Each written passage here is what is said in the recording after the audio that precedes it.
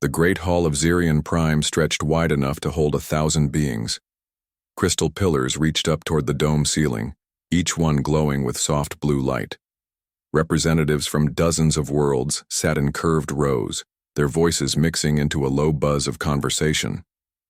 Some had scales, others had fur, and a few looked almost like walking trees. But they all shared one thing. They were young races, species that had only recently joined the stars. At the center of the hall stood Elder Valthek. His people had been traveling between worlds when most of these races were still learning to make fire. His skin looked like old leather, marked with lines that told stories of countless years. When he spoke, his voice carried the weight of ages. "You do not listen," Valthek said, his words echoing through the hall. "You think yourselves wise because you have ships that cross the void. You believe yourselves strong because you have weapons that crack planets. But wisdom and strength mean nothing if you do not learn from the past." A Cathani warrior named Prince Vecthar stood up from his seat. His people were tall and proud, with golden skin and eyes like burning coals. "Elder, we respect your years, but times have changed. The galaxy belongs to those who are strong enough to take it."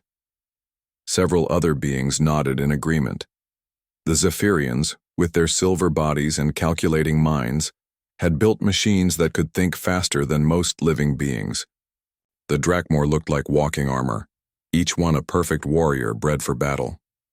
These young races had grown powerful quickly, and power made them confident.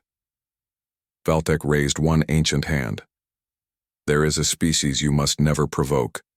They call themselves humans. They come from a world of water and stone, far from the center of our galaxy. Promise me you will remember this warning." Prince Vecthar laughed, a sound like metal scraping stone. "Humans? We have seen their ships. They are slow and crude. Their weapons are simple. Their numbers are small. What could such a primitive species do to us?" "That is what we thought before," Valthek said quietly. "That is what we thought 10,000 years ago." But the young races were not listening anymore. They spoke among themselves, planning trade deals and border disputes. The warning of the elder fell on deaf ears like seeds thrown on stone. Far from Xerion Prime, Captain Jake Morrison sat in the command chair of his ship, the Endeavor. The vessel was not pretty to look at. Human ships were built for work, not show. Thick metal plating covered the hull. The engines were large and powerful, but not elegant. Everything about the ship said it was made to last, not to impress. Jake was a man of average height with brown hair and tired eyes. He had been exploring the outer reaches of human space for 3 years, mapping new worlds and looking for resources. His crew of 22 people had become like family to him. They trusted him to keep them safe, and he took that trust seriously. "Captain, we're getting a distress signal," said Amy Rodriguez from her station. She was the ship's communications officer, a young woman with quick hands and a sharp mind. "It's coming from the mining colony on Kepler 4. Jake leaned forward. "What kind of signal?" "Standard emergency broadcast. They're under attack." The bridge went quiet. Kepler 4 was not a human colony. It belonged to a species called the Altarians, peaceful beings who dug rare metals from dead worlds. They had no weapons, no armies, and no enemies that Jake knew of. "How long to get there?" Jake asked his pilot. 6 hours at full speed, came the reply. Jake did not hesitate. "Set course for Kepler 4, maximum speed." "Captain," said his first officer, a man named Pete Williams, "we don't know what we're flying into. Could be pirates, could be worse." Jake nodded. Pete was right to be careful. The Endeavor was an exploration ship, not a warship. It had some defensive weapons, but nothing that could stand up to a real military vessel. Still, Jake had made his choice. "I know, Pete, but we can't just ignore a distress call." The 6 hours felt like 6 days. When they finally reached Kepler 4, Jake saw the mining colony burning. 3 sleek ships circled above it like hunting birds. The ships were beautiful, in the way that dangerous things often are, with smooth curves and gleaming hulls. Jake recognized them immediately as Cathani raiders. "They're firing on the colony buildings," Amy reported. "I'm picking up life signs, but they're scattered." Jake watched as the Cathani ships continued their attack. The colony had no defenses. The miners were running for their lives, trying to hide in caves and abandoned tunnels. Some were not fast enough. "Captain, we should call for help," Pete said. "Send a message to Fleet Command." "Help won't get here for days," Jake replied. "Those people will be dead by then." He looked at his crew. 22 humans against 3 Cathani raiders. The smart thing would be to leave, to call for help, and hope some of the colonists survived until it arrived. The safe thing would be to protect his own people. Jake had never been very good at doing the smart thing. "All hands, this is the captain," he said over the ship's communication system. "We're going to help those people down there. I won't lie to you. We're outnumbered and outgunned. Anyone who wants to object can speak now."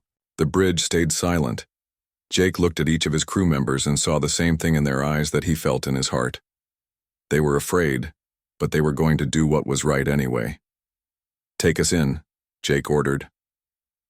The Endeavor dropped toward the planet like a stone. The Cathani ships noticed them coming and turned to meet them.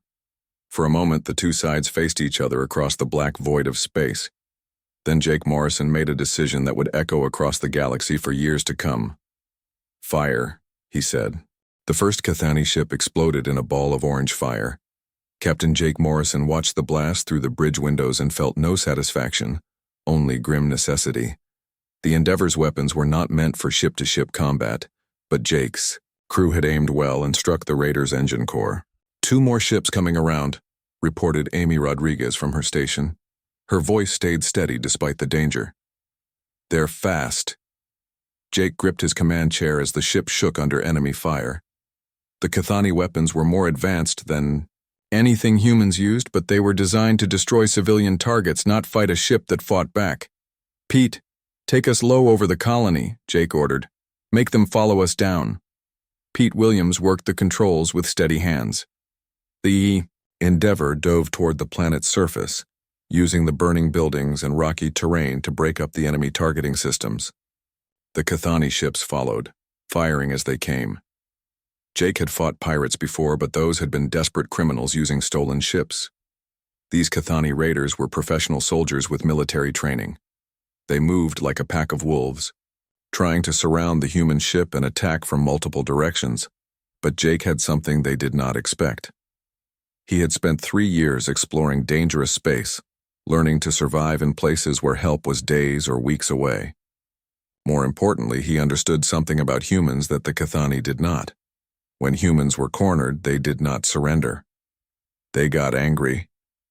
"Fire everything we have," Jake commanded. The Endeavor's guns spoke again. 1 Cathani ship took a direct hit and spun out of control, crashing into the mountainside. The 3rd raider pulled back, suddenly cautious. Its pilot had realized that the crude human ship was more dangerous than it looked. The surviving Cathani vessel circled warily for several minutes, then accelerated away into space. Jake watched it go and knew that the real trouble was just beginning. Down on the planet, the colonists emerged from their hiding places. Most were Altarians, gentle beings with large eyes and thin limbs. But there were others too, traders, technicians, and researchers from a dozen different species.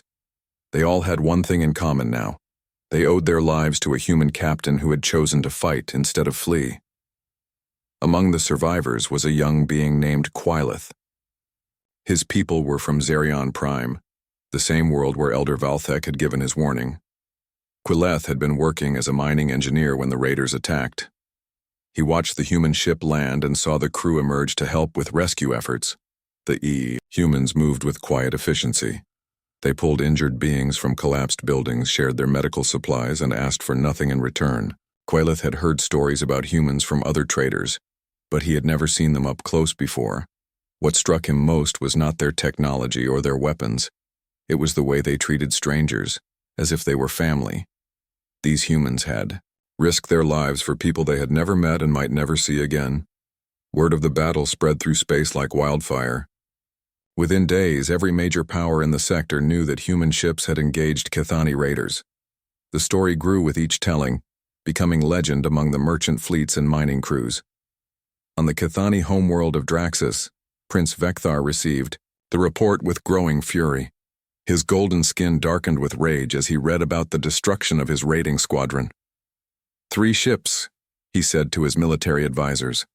3 experienced crews with modern weapons, defeated by 1 primitive, human vessel. General Malthus, an old warrior with scars covering his arms, shifted uncomfortably. My prince, perhaps we should reconsider our operations in that sector. The humans may have allies we do not know about. Vecthar slammed his fist on the metal table. Allies. These humans acted alone. They are nothing but upstart savages who got lucky. I will not let this insult stand. The prince called for his fleet commanders. Within hours, he had assembled a strike force of 12 warships, each one more powerful than the raiders that had been destroyed. Their target was not just Captain Morrison's ship, but the human colonies along the border worlds.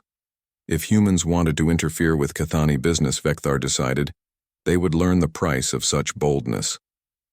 On Earth, Admiral Lisa Chen sat in her office overlooking the blue waters of the Pacific Ocean. She was a small woman with gray hair and sharp eyes that missed nothing. At 60 years old, she had served in the human fleet for most of her adult life. The report from Captain Morrison lay open on her desk. 3 Cathani ships destroyed. 0 human casualties, 37 civilians saved. Under normal circumstances, she would have recommended Jake for a medal. But these were not normal circumstances. Ma'am, said her aide, Lieutenant Kevin Blake, we're getting reports of Cathani fleet movements. They're massing ships near our border colonies. Lisa had been expecting this. The Cathani were a proud species, and pride made people do stupid things. They would not let the destruction of their raiders go unanswered. How many ships, she asked. At least 12, possibly more. They're heading for the New Texas and Port Liberty systems. Lisa stood and walked to the window. Those 2 colonies held nearly 500,000 humans between them. New Texas was a farming world, settled by people who wanted wide open spaces under alien skies. Port Liberty was a trading hub, where humans did business with dozens of species. Neither colony had significant military defenses. They had been built in peacetime, designed to welcome visitors and promote trade. Now they were about to become battlegrounds. Send a message to all border colonies, Lisa ordered. Tell them to prepare for attack. Then get me a meeting with the Fleet Council. Yes, ma'am. What should I tell them the meeting is about? Lisa turned from the window, her face hard with determination. Tell them it's about war. On New Texas, Pete Williams was fixing a broken fence when the warning came through. Pete was not the same man who had served as Jake Morrison's first officer years before. That Pete had left the service and come to the frontier to raise cattle and grow crops. But when he heard about the approaching Cathani fleet, the old Pete came back. Within hours, he had organized the colonists into defense groups. Farmers became soldiers, teachers became tactical planners, and children too young to fight became messengers and scouts. They had hunting rifles, mining explosives, and the kind of stubborn determination that had carried humans across countless worlds. On Port Liberty, engineer Amy Rodriguez led the evacuation of civilian areas while rigging the spaceport with improvised defenses. She had learned a lot about weapon systems during her time on the Endeavor, and now she put that knowledge to deadly use. Both colonies sent the same message back to Earth. They would not abandon their homes. If the Cathani wanted a fight, they would get one. The stage was set for a confrontation that would change the balance of power in the galaxy. On one side stood a proud warrior species with advanced technology and centuries of military tradition. On the other side stood human farmers, traders, and engineers who had never wanted to fight anyone. Neither side understood what they were really facing until it was too late to turn back. The Cathani fleet dropped out of hyperspace like hungry sharks sensing blood in the water. 12 warships arranged themselves in perfect formation above New Texas, their weapons trained on the farming communities below. Prince Vecthar stood on the bridge of his flagship, watching the peaceful world through the viewing screen. Begin the bombardment, he ordered. The first energy beam struck the main settlement at dawn. Buildings that had taken years to build disappeared in seconds. But instead of the quick surrender Vecthar expected, something else happened. The humans, scattered like seeds in the wind, taking cover in barns, caves, and irrigation tunnels. Then they started shooting back. Pete Williams crouched behind an overturned tractor, his hunting rifle aimed at the sky. The weapon could not hurt the ships in orbit, but the Cathani had sent down ground troops to finish what the bombardment started. Those soldiers could be hurt, and Pete intended to hurt them. "Amy, you see the patrol coming up the South Ridge?" he called to Amy Rodriguez, who had taken position in the old grain silo. "I see them," Amy replied through her radio. 6 soldiers, moving in standard formation. "Not so standard anymore," Pete muttered, then squeezed his trigger. The Cathani patrol leader dropped, his golden armor cracked by the high-powered rifle round. The others scattered for cover, but the humans knew this land better than any alien invader ever could. They had grown up hunting in these hills, walking these trails, working these fields. The Cathani had better weapons and better armor, but the humans had something more valuable. They were fighting for their homes. Across the colony, similar scenes played out. Farmers used their knowledge of the terrain to set ambushes. Engineers rigged explosive traps using mining equipment. Even the children helped, carrying messages between groups and spotting enemy movements. The Cathani ground commander, General Zex, found himself facing an enemy unlike any he had fought before. These humans did not mass their forces for great battles. Instead, they struck from the shadows, disappeared into the landscape, and struck again from a different direction. "Where are they?" Zex demanded, as another patrol failed to report in. "How can primitives hide so well?" His aide, a young officer named Tess, studied the tactical displays. "Sir, I think they are not hiding. I think they are everywhere." On Port Liberty, the situation was even worse for the attackers. Amy Rodriguez had spent 3 days turning the trading station into a fortress. Every corridor had been booby-trapped, every intersection had been fortified, and every room had become a potential ambush point. The Cathani soldiers were used to fighting in open space or on barren worlds. They were not prepared for urban warfare, against an enemy that knew every pipe, wire, and ventilation shaft in the complex. "This is madness," muttered Captain Vorth as his squad searched through the market district. They had been fighting for hours and had not seen a single human clearly. But they had lost 8 soldiers to hidden traps and sniper fire. A sound echoed through the metal corridors, barely audible but somehow terrifying. It took Vorth a moment to recognize it. The humans were singing. The song was old, something about a flag that still waved after a night of battle. The humans sang it softly as they reloaded their weapons and prepared for the next attack. They sang it as they bandaged their wounds and counted their ammunition. They sang it as they died. Prince Vecthar received the reports with growing confusion and anger. His forces should have conquered both colonies within hours. Instead, they were bogged down in grinding battles against farmers and shopkeepers who refused to surrender. "How many casualties?" he asked his fleet commander. "Over 300 dead, twice that number wounded," came the reply. "The humans have lost more, but they keep fighting." Vecthar had never encountered anything like this. In every war the Cathani had fought, there came a moment when the enemy realized they were beaten and gave up. But these humans seemed incapable of understanding when they were defeated. On Earth, Admiral Lisa Chen watched the battle reports with a mixture of pride and pain. Her people were dying, but they were making the enemy pay for every meter of ground. More importantly, they were buying time. "How long until the fleet is ready?" she asked her staff. "Another 48 hours for full mobilization," replied General Marcus Stone. "We can have the first battle group ready in 12 hours. Lisa nodded. For the first time in decades, Earth was preparing for real war. Shipyards that had been building cargo vessels were now turning out warships. Factories that made farming equipment were producing weapons and ammunition. The entire human industrial system was shifting into high gear. But the most important change was not in the factories or shipyards. It was in the hearts and minds of the human population. For 2 centuries, humans had been peaceful explorers and traders. Now they remembered what they had been before they reached the stars. Dr. Kevin Blake worked frantically in the archives beneath fleet headquarters. The reports from the colonies had triggered something in his memory, fragments of old stories and legends that he had dismissed as myths. But as he dug deeper into The classified files he began to find disturbing evidence. "Admiral," he said, bursting into Lisa Chen's office without ceremony. "You need to see this."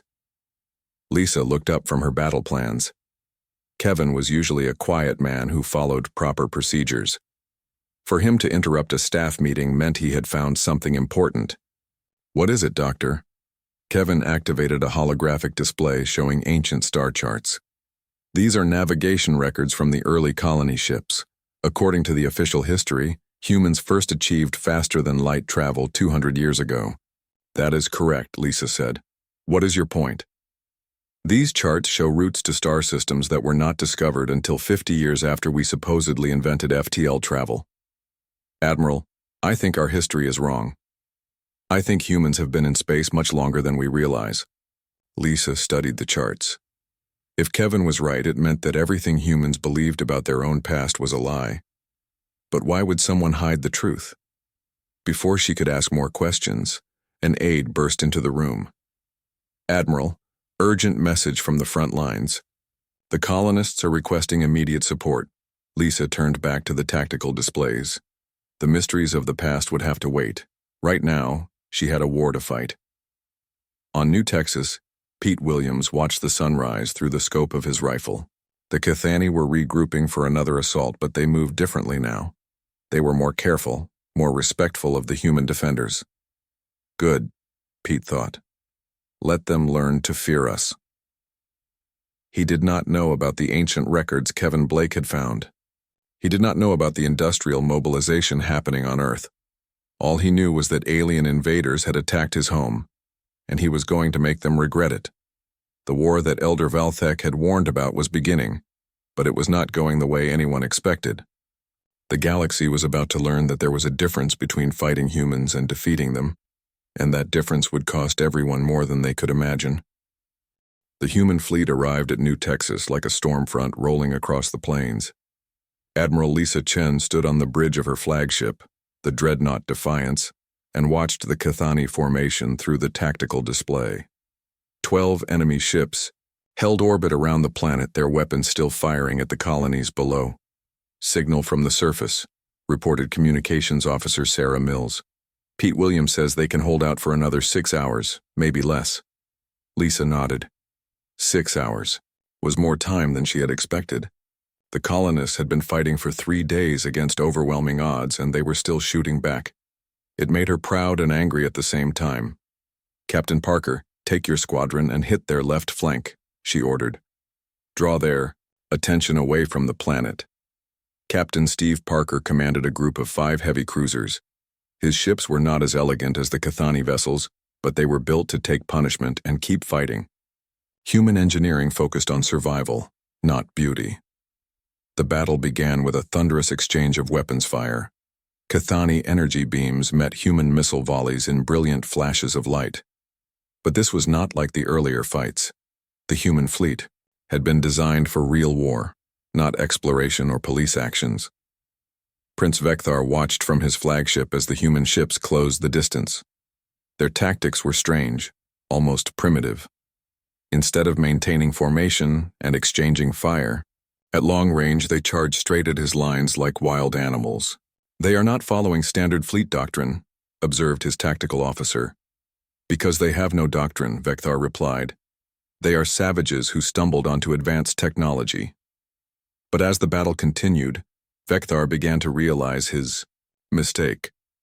The human ships were not charging blindly. They were using the close range to negate the Cathani advantage in weapon technology. At point-blank range, raw firepower mattered more than sophisticated targeting systems.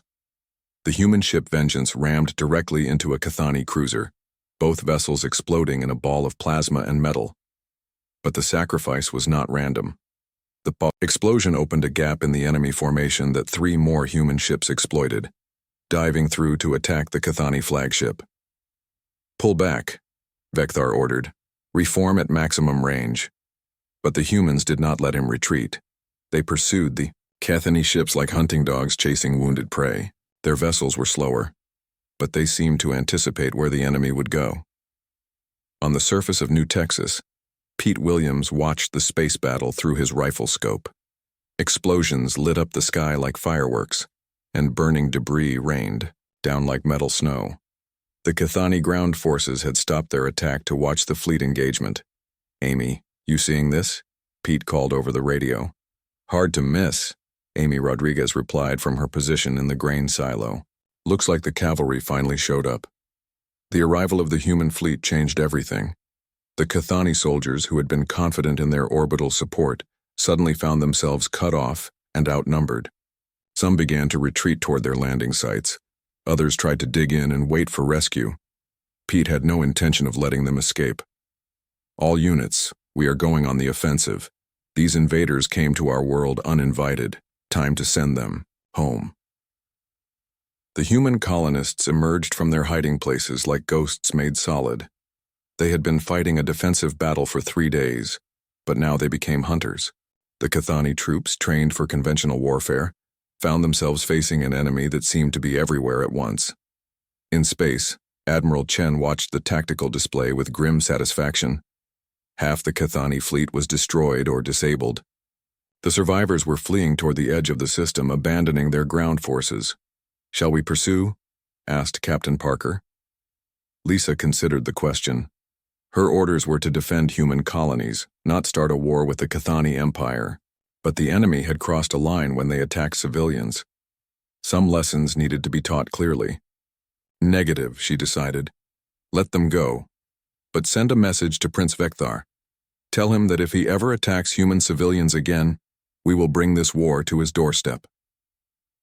On the Cathani homeworld of Draxus, the news of the defeat sent shockwaves through the military command. An entire fleet, defeated by human forces that should have been inferior in every way. General Malthus studied the battle reports with growing concern. "My prince," he said to Vecthar, "perhaps we should reconsider our position. These humans fight differently than any enemy we have faced." Vecthar's golden skin had darkened to bronze with rage. "They fight like animals. No honor, no discipline, no respect for the rules of war." "Perhaps," Malthus replied carefully, "but they win." Meanwhile, on Earth, Dr. Kevin Blake had made another discovery in the ancient archives. The files he found were heavily encrypted and marked with security, codes that had not been used for centuries. But slowly, he was piecing together the truth about humanity's hidden past. "Admiral Chen," he said, calling her on the secure communication channel, "I have found something that will change everything we thought we knew about ourselves." Lisa was still aboard the Defiance, overseeing the evacuation of wounded from the battle. "What is it, Doctor?"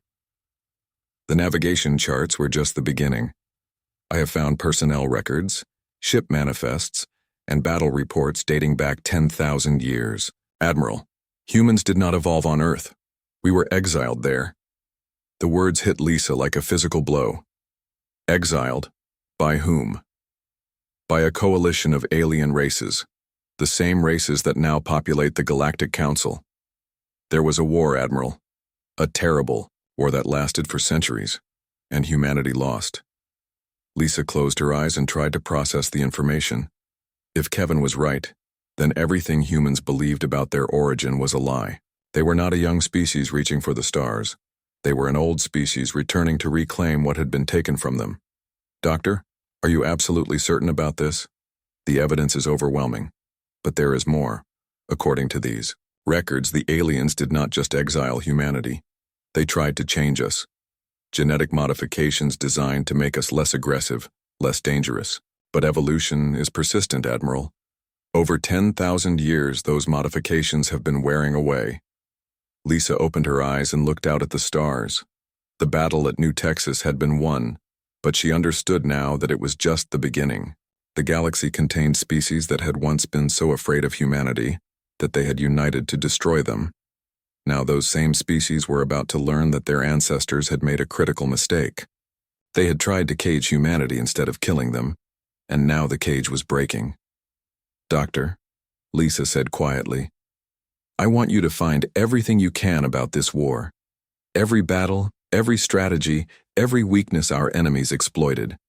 If we are going to face the galaxy, we need to understand what we are up against. Yes, Admiral. But there is one more thing you should know. What is it? According to these records, humanity did not lose the war because they were weak. They lost because they chose mercy over victory. The question is, will we make the same mistake again? Lisa looked at the tactical display showing the retreating Cathani ships. She thought about the colonists on New Texas, fighting impossible odds to defend their homes. She thought about the crews of her fleet, willing to ram enemy ships to protect innocent lives. Maybe mercy was not a weakness. Maybe it was what made humanity worth saving, but first, they had to survive long enough to prove it.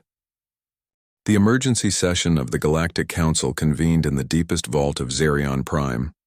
Representatives from dozens of worlds gathered in the ancient chamber, their faces showing the same expression that Elder Valthek had seen 10,000 years before. Fear.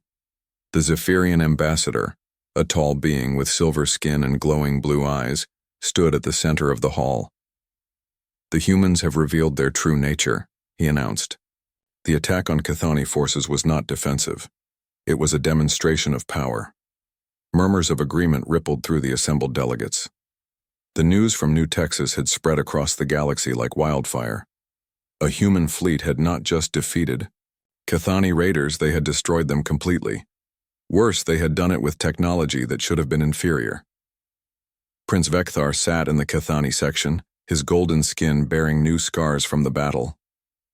They fight without honor, he said, his voice bitter with defeat. They use tactics that violate every rule of civilized warfare.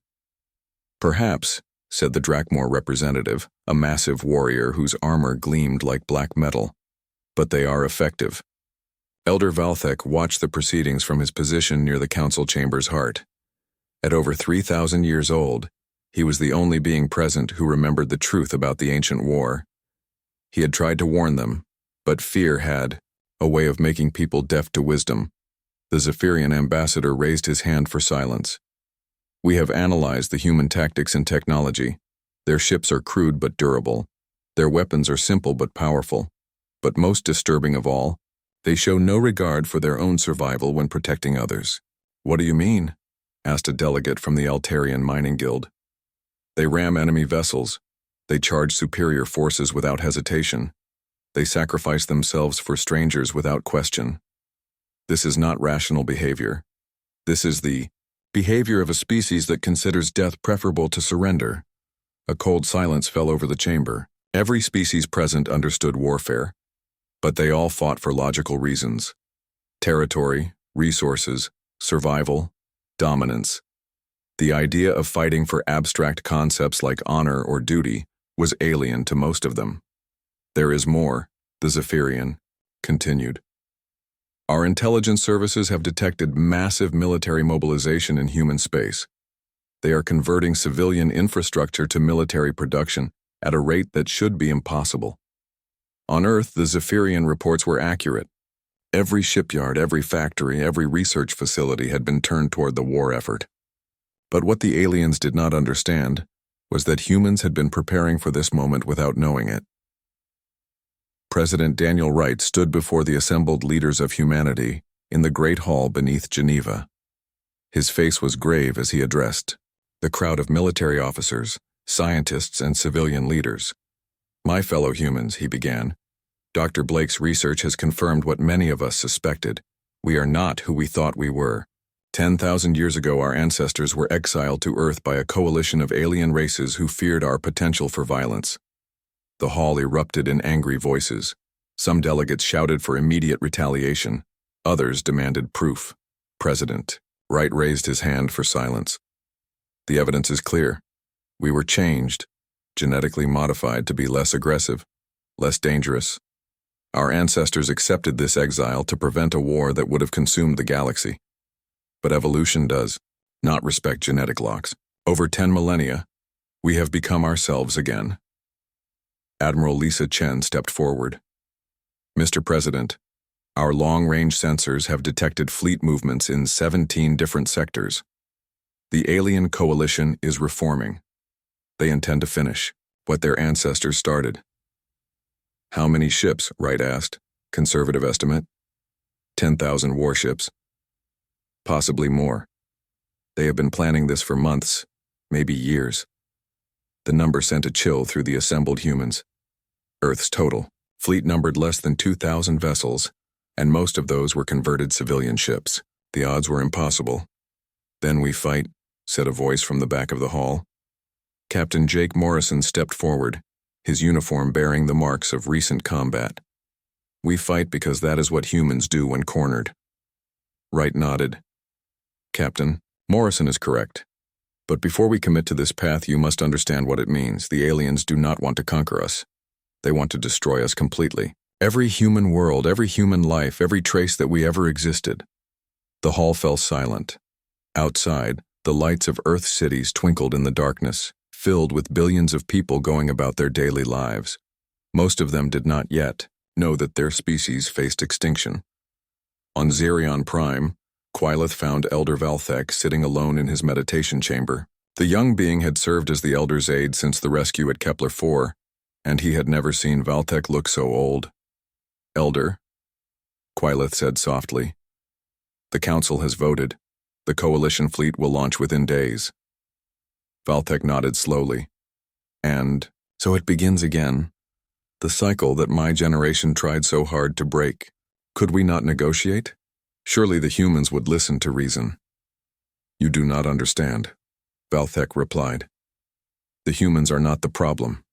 They never were. We are the problem. We are the ones who chose fear over understanding. But they are dangerous. The reports from New Texas prove that." Valthek stood and walked to the chamber's viewing portal. Outside, the crystal spires of Xerion Prime reached toward the stars like frozen prayers. Yes, they are dangerous, but not in the way we think. They are dangerous because they make us ashamed of what we have become. Meanwhile, in human space, Dr. Kevin Blake made one final discovery in the ancient archives. Hidden in the deepest files protected by encryption codes that had taken weeks to break, he found the location of something called the Prometheus Protocol. "Admiral," he said, contacting Lisa Chen on the priority channel, "I have found the key to everything. The humans who accepted exile 10,000 years ago left something behind. A failsafe." "What kind of failsafe?" "Terraforming installations, hidden throughout the galaxy, dormant for millennia but still functional. They were designed to transform dead worlds into Earth-like planets." Lisa felt her blood run cold. "Doctor, are you saying what I think you are saying? The installations can work in reverse. If activated, they could render any planet uninhabitable within days. Admiral, our ancestors gave us the power to destroy the galaxy if we chose to use it." The weight of the revelation settled on Lisa like a physical burden.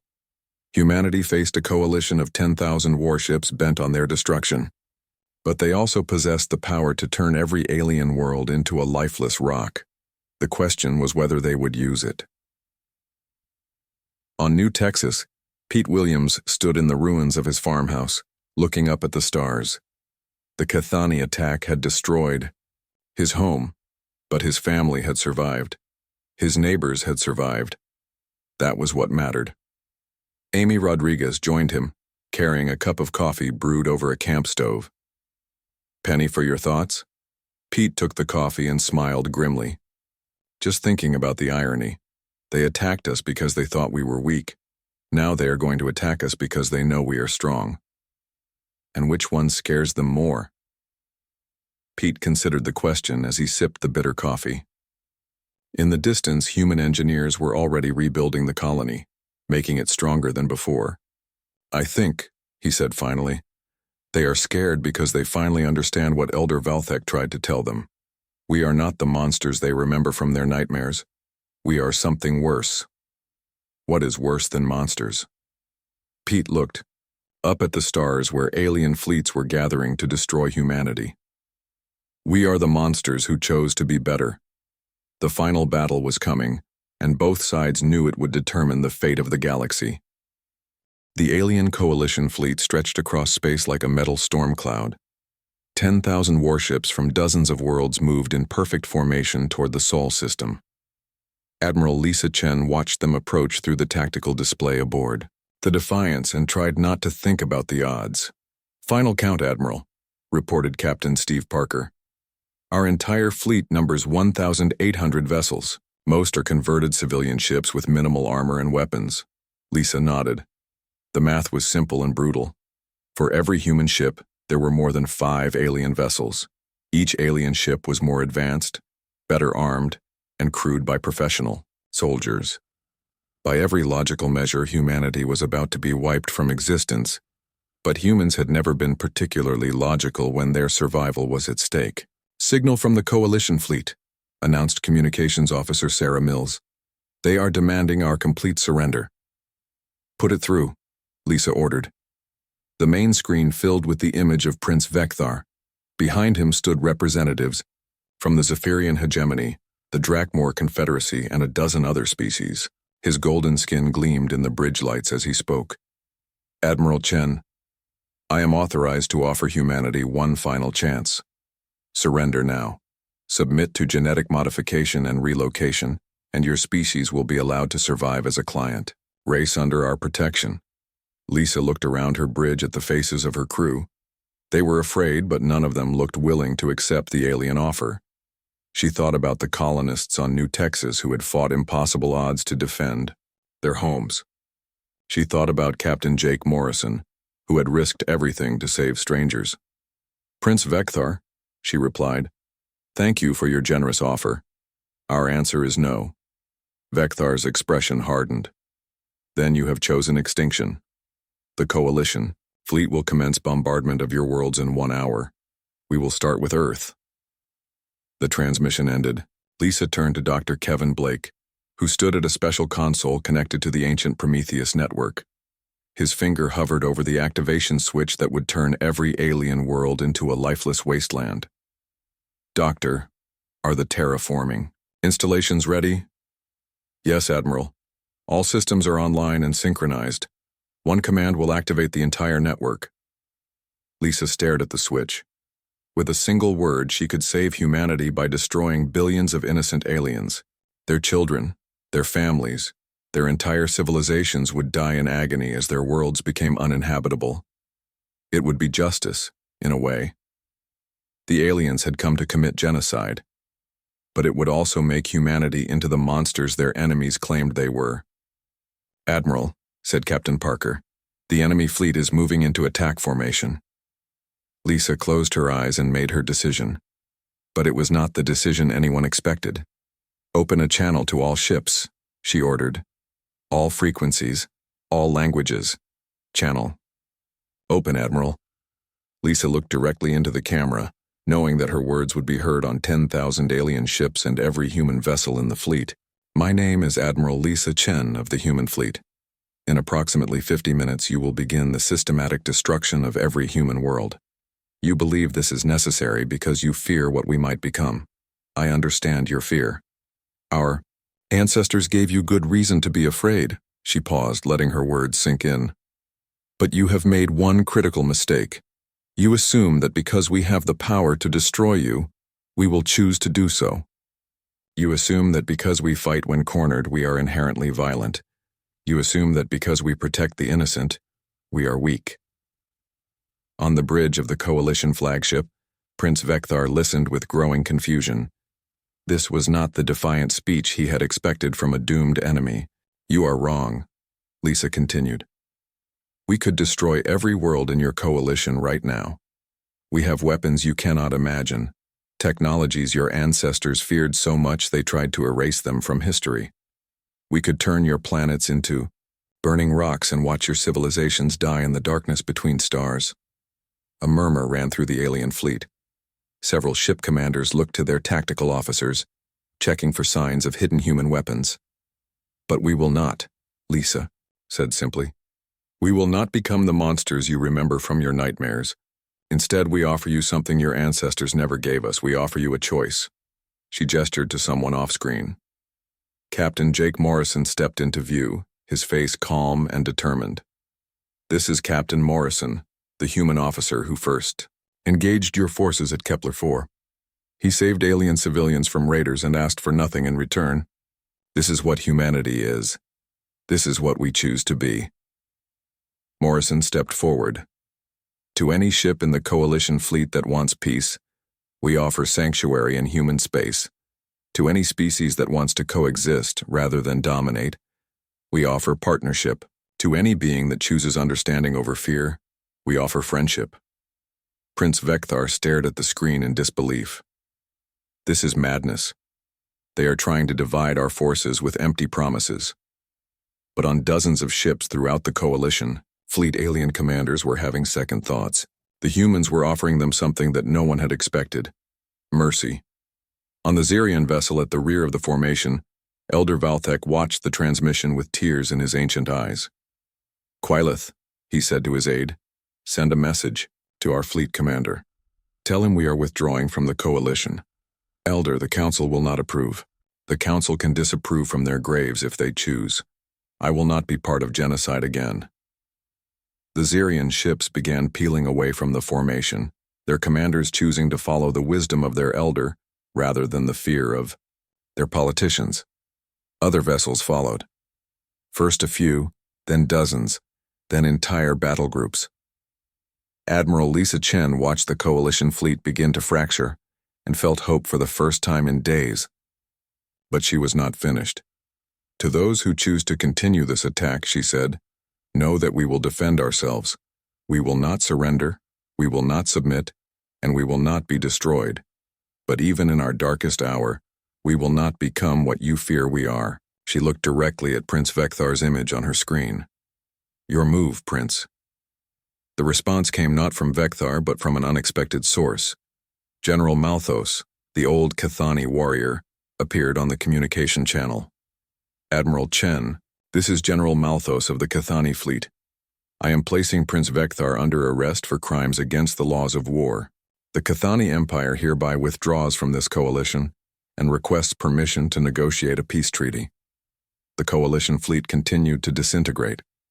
The Drakmor Confederacy, seeing which way the wind was blowing, announced their withdrawal. The Zephyrians, always pragmatic, calculated that a trade partnership was more profitable than a war of extinction. Within an hour, less than 2,000 ships remained in the attack formation.